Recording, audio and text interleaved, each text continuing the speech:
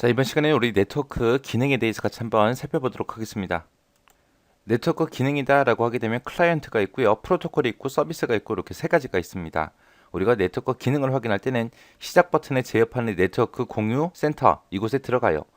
들어가서 이제 어댑터 설정 변경을 선택하고 로컬 영역 네트워크의 바로가기 메뉴에서 속성을 선택해주면 우리가 네트워크 기능을 확인할 수 있습니다. 거기서 이제 우리가 설치 가능한 그런 네트워크 유형을 확인하겠다라고 했을 때는 그 로컬 영역 연결 속성 창에서 설치를 클릭해서 보면 알 수 있습니다. 지금처럼 이렇게 로컬 영역 속성이라는 곳에 들어와서 보게 되면 여기에 이제 설치된 그런 항목들이 있어요. 설치된 항목이 있고 내가 여기서 이제 설치라는 버튼을 땡 하고 누르게 되면 지금처럼 내가 추가할 수 있는 네트워크 기능 유형들이 이렇게 나타납니다. 그래서 여기서 추가할 수 있는 게 클라이언트 서비스 프로토콜하고 이렇게 세 가지가 있어요.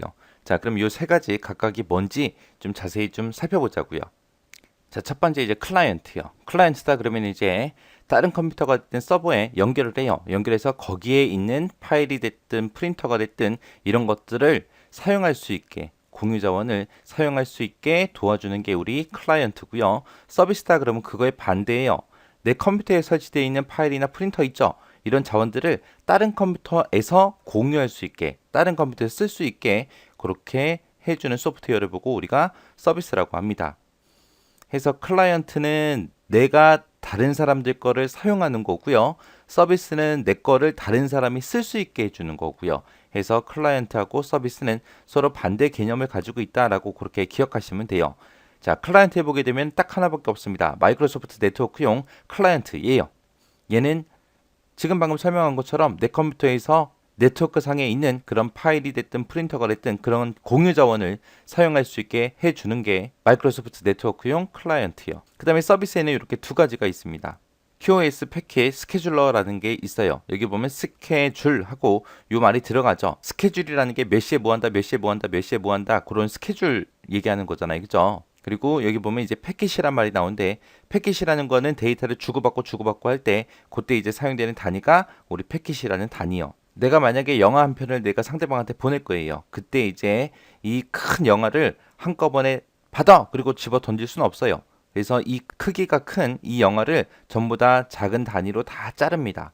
다 잘라가지고 요거 한 개씩 한 개씩 한 개씩 한 개씩 이제 보내주는 게 우리 패킷이라는 거예요. 그래서 요 사각형 한 개 한 개 한 개 한 개를 보고 우리가 패킷이라고 부릅니다. 이게 영화라고 봤을 때 영화를 전송할 때 그때 사용되는 그 작은 단위가 패킷이요. 우리가 식당 가서 밥을 먹어요. 밥 먹을 때 밥 한 공기를 내가 시켜요. 그 밥 한 공기가 영화. 한 숟가락씩 먹죠. 한 숟가락 한 숟가락이 패킷이라는 단위요. 그렇게 해서 데이터를 주고받을 때 패킷 단위로 다 쪼개서 그렇게 이제 데이터를 주고받고 하는데 그때 이제 스케줄러예요. 스케줄을 만들어서 이제 주고받고 하는 거예요. 그래서 만약에 내가 여러 개의 데이터를 가지고 상대방한테 보내줄 거예요. 그럼 패킷 단위로 다 잘라서 보내겠죠. 그때 이제 속도도 생각을 해야 되고요. 우선순위 같은 것도 생각을 해서 데이터를 주고받아야 됩니다. 그런 네트워크 트래픽을 제어하는 그런 일을 제공해 주는 게 우리 QoS 패킷 스케줄러예요. 그 다음에 이제 마이크로소프트 네트워크용 파일 프린터 공유라는 게 있어요. 여기 말 그대로 파일 프린터 공유요. 그래서 다른 컴퓨터에서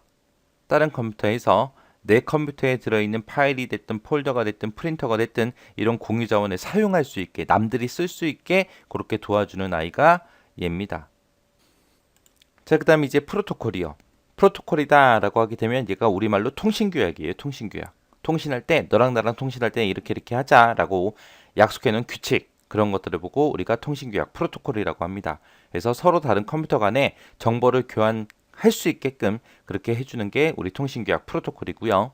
만약에 내가 상대방과 내가 데이터를 공유해서 같이 사용하려면 동일한 프로토콜을 사용해야 돼요. 이것을 보게 되면 크게 네 가지가 있습니다. 첫 번째 거예요. TCP/IP v4, IPv4라는 게 있고, 그 다음에 TCP/IP v6라는 게 있고, 이렇게 두 가지가 있어요.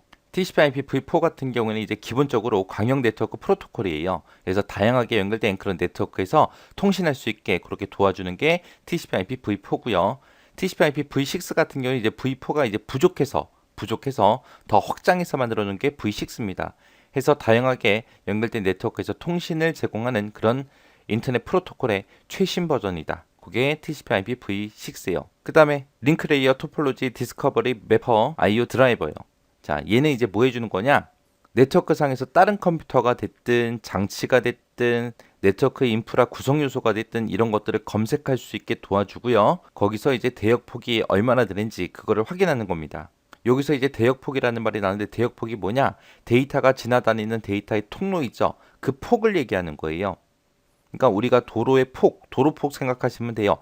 2차선이냐, 4차선이냐, 8차선이냐 그거 따지는 거예요. 데이터가 지나다닐 수 있는 그 통로의 폭, 그게 크면 클수록 속도는 빠르겠죠. 그런 대역폭을 확인할 때 사용되는 겁니다.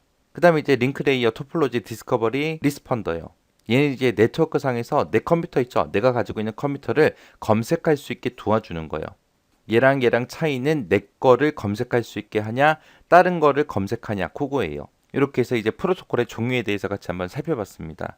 자, 여기 프로토콜, 서비스, 클라이언트 그런 것에 보면 종류가 여러 가지가 있었죠. 각각의 것들이 무슨 일을 하는지는 여러분들이 정확하게 기억하셔야 돼요. 그리고 네트워크 기능에는 딱 세 가지, 클라이언트, 서비스, 프로토콜 하고 딱 세 가지 있다라는 거 그거 정확하게 기억하시고 지나가시기 바랍니다.